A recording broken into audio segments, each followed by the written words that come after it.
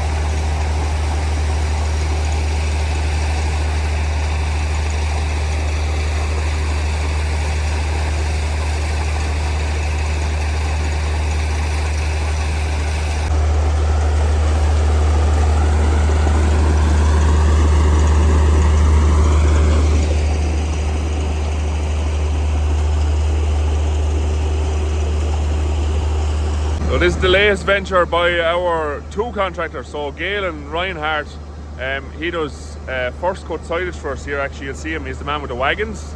You'll have seen him in the videos. And then George Dunne does this umbilical slurry for us. So they've gone in partnership together and they've bought this together.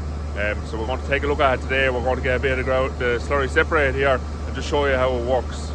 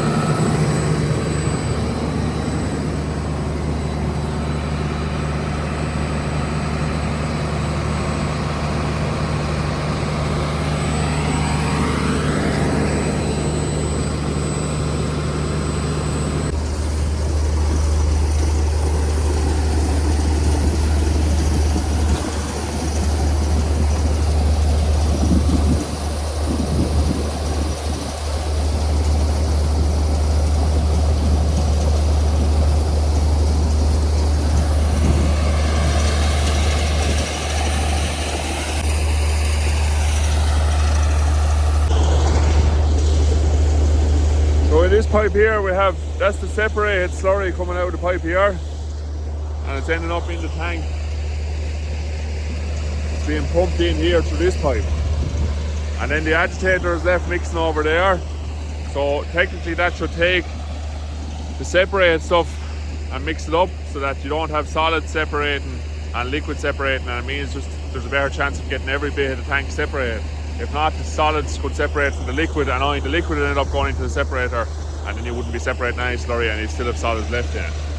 So really simple system. Agitator pumps it around, it sucks it up out the top end of the tank, runs it through the separator, and then the pipe back out and into the bottom end of the tank here.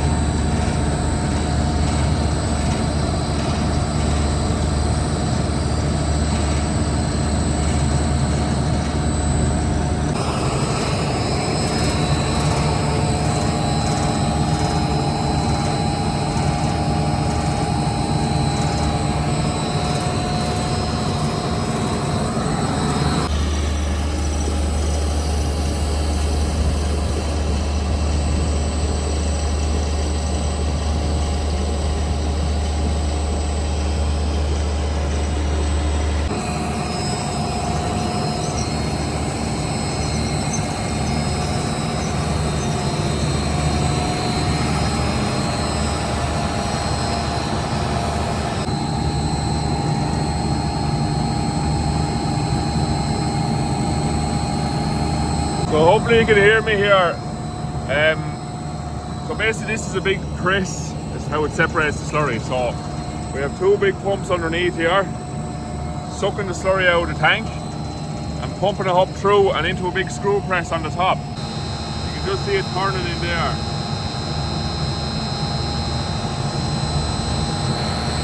The screen here then, Galen is able to adjust the pressure. So you'll have seen there it's running at 1.5 bar at the minute. You can screw it the whole way up to 4 bar. So 4 bar puts the slurry under more pressure going out through the press, and it squeezes more of the water out of it, and you'll be left with dry matter in the trailer. So people can use that for bedding. And then if you want to sort of make more storage in the tank, obviously you want to allow a little bit of water with the solids to drop your slurry in the tank, and you can wind back the pressure then, and that's what I said there now, 1.5 bar. And it's still able to stack in the trailer, it's not going to flow out of it, but you're taking a good bit out of the tank. It's been running there now for probably an hour, roughly, maybe a little bit less, and there's 2 to 3 inches gone out of the tank so far.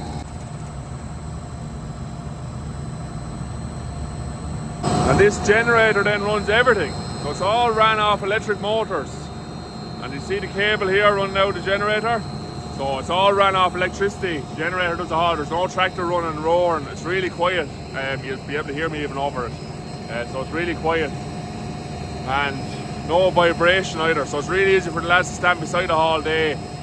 You know, they won't be deaf or tired or anything. And if it's in the yard, if it was beside a house or anything, there'd be no problem running it. Even in the late into the evening, you wouldn't hear it going. So the output is on thicker slurry, it's about 16,000 gallons an hour. And the machine knows then that, you know, as the slurry gets thinner as it's being separated, especially if you're circulating in a tank like that, as it gets thinner then it starts pumping more slurry through it, obviously, because it can move through the screw press faster. And you can get up to 23,000 gallons an hour is kind of the output in watery stuff. Look, the lads are really well set up. They have a reeler there, and they can suck out one side of a tank and circulate it into the other like they're doing here.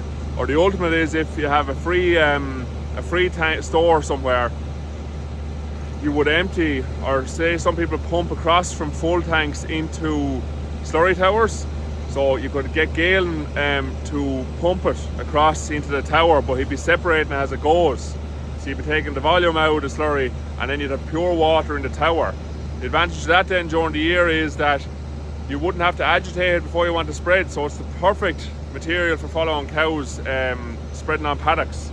So if you can just back in, say the cows are done in a paddock this evening, you want to put 2 loads of slurry out on, you can do that, no issue. And then they have a brand new reel and heaps of pipes, so it can go for any distance, you know, across the yard, no issue. If there's a tank in this end and a tower in the other, they're able to pump it.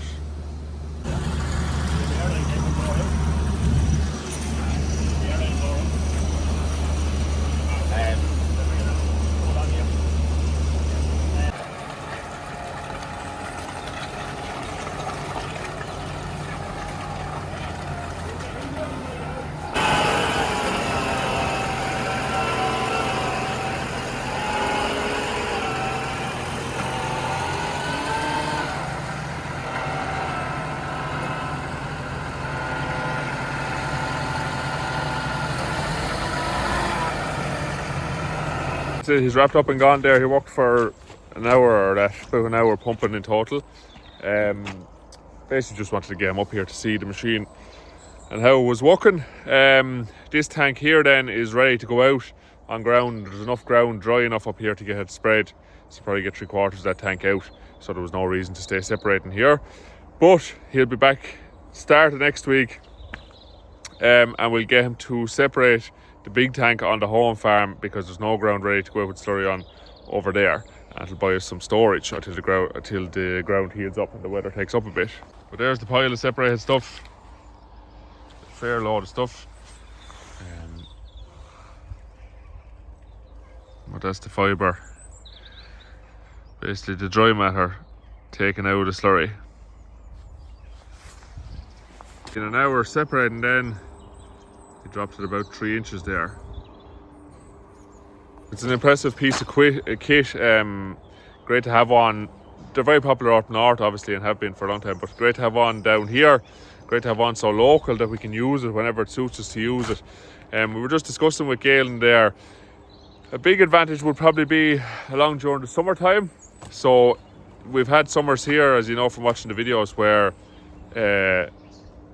you know, you'll struggle to get the rain to get out with fertiliser, and we use liquid nitrogen a good bit. But if you were to end up, say you were spreading can and you ended up skipping a full round of can because the weather wasn't allowing you to spread it, what you'd save on can, it costs less to get your whole slurry tank separated than it would for that round of can that you would have skipped, and you'd be able to spread the slurry on the ground following the cows, because there'd be no solids in it, so it'd just soak into the clay and it'd be gone. Another advantage then is if you get your tank separated at the start of summer, say you want to get it separated in April or May, that tank then wouldn't have to be agitated again all year, so you could literally back into it and use it as a liquid fertiliser store, back into it and suck out a lot of slurry, and follow cows on grazing paddocks with it. You could go ahead of cows even, you could put it out on grass, and it covers under 1,000. Another huge advantage to separated slurry would be on your silage ground obviously. So you hear of people going and buying these splashes, you know, little plastic things that they're putting on the end of the splash plates so that they can get away with the rules. So you're supposed to spread your slurry with dribble bar, but it puts it on like a splash plate, but just down at a low level. All to get around the fact that the dribble bar is leaving lines in the fields of slurry that's been taken back in with the silage. So separated slurry, obviously there's no solids left in it, so there will be no lines in the field, so there'll be no need to buy splashes or anything like that. Or you can fit into the rules by using your dribble bar and you don't have to modify it or get caught using a splash plate, which nobody wants to be using anyway. So huge advantage for that. And then the other massive one is anyone who's doing an awful lot of zero grazing. You'd hear people saying that if they're, you know, because they're mowing a paddock or every 3 weeks, and if they go with slurry too often, there's a build-up of a crust on the paddocks, especially in dry weather. They end up not being able to use their slurry on their zero graze paddocks, and that's the most important place to use your slurry. So if you get your tank separated, you can go out on your zero graze ground, no issues. You won't have a build-up. You could follow it after every cut you could go with slurry, and again, there's no agitating or anything on your tank if it's separated. Zero graze your paddock, hook up your tanker, spread your slurry, and you can follow around. So there's another huge saving to be made on fertiliser there. If you want to get a look at it yourself and you're local, there's an open, they're doing 3 open evenings, the 20th, the 21st and the 22nd of January, starting around 7 o'clock each evening. They're going to be up there running it, separating slurry. Galen will show you the different pressure settings, and it'll show how dry you can make it if you want to use it for bedding. It'll show how wet you can leave it if you want to take a good bit of stuff out of the tank to make more storage. So look, if you're interested and you want to see it going, it'll be running for 3 evenings, which I think is a fantastic idea. 3 evenings. The Eircode now will be on the screen here. So just pause the video, take down the Eircode, and if you're somewhere local to that, or even not local and you're interested, look, 7 o'clock in the evening is a good time. Everybody's usually finished working, and just load into the car or jeep and head up and take a look for yourselves, and talk to Galen. He'll be there for the 3 evenings, and just see, look, it just might work for your system or something that you might like to try, but you won't get better lads than them lads to get in and do the work for you.